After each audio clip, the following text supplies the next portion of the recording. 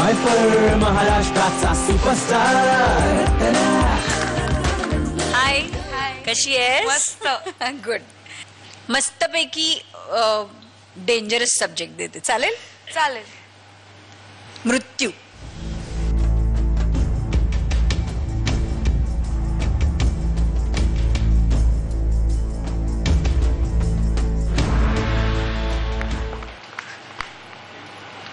अगो बाई, घरात एवढी माणसं.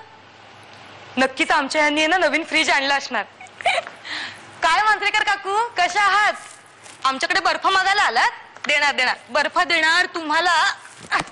तुम्हाला थंड पाण्याच्या बाटल्या सुद्धा देणार. फक्त आहे ना मच्छीचा डबा ठेवायला देऊ नका, खूप वास मारेल ना फ्रीज मध्ये. हो, रडताय का तुम्ही? अगो बाई, काय झालं? सगळ्यांचे चेहरे पडलेत. काय झालंय तरी काय? मला कोणी काही अभद्र तर नाही घडलं ना घरात? अगं बाई, हे कुठे गेले? अहो,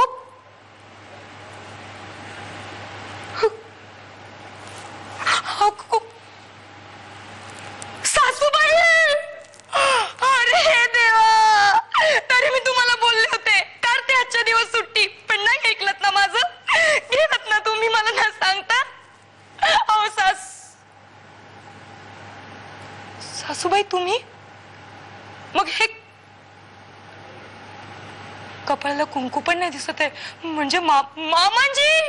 अहो मामांजी, अहो मी तुमची लाडकी सून. अहो मामांजी, अरे जा कोणीतरी बंड्याच्या गादीवरून तंबाखू घेऊन या. 3 रुपयाची स्पेशल.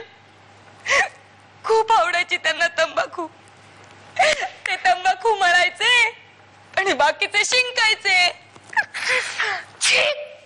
कोणी मळली तंबाखू?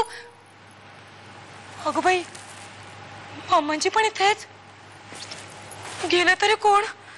घरात 3-4 माणसं, हे मी, आत्याबाई आणि मामांजी. मग राहिली मी.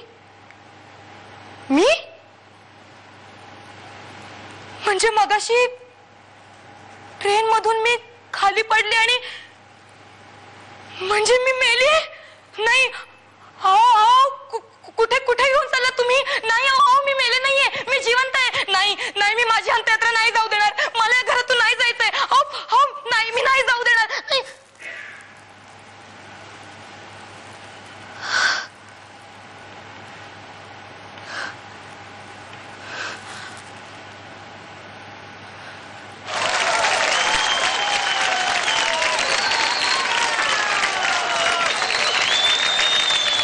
इम्प्रोवाइज चांगल्या पद्धतीने केलंस तू, काहीतरी वेगळं केलंस. बऱ्यापैकी परफॉर्मन्स बघायला गेलं तर बऱ्यापैकी झाला. तुला मी ह्याच्यासाठी देते 3 स्टार्स. शाउटिंग होत होतं, पण छान होतं. म्हणजे it was one of the better improvisations आज पाहिलेलं. फक्त मला तिकडे ते एक्सपेक्टेड नव्हतं. छान होतं, मस्त. अगदी त्यातला सिरियसनेस पकडून जर का केलं असतं ते जास्त अंगावर आलं असतं. फक्त ते उगाच त्यात मध्ये ते कॉमेडी करायच्या नादात ते गेलं. आणि मग पण बाकी वन ऑफ द बेटर इम्प्रोव्हायझेशन्स. मी पण तुला 3 स्टार्स देतो. पायपर महाराष्ट्राचा सुपरस्टार.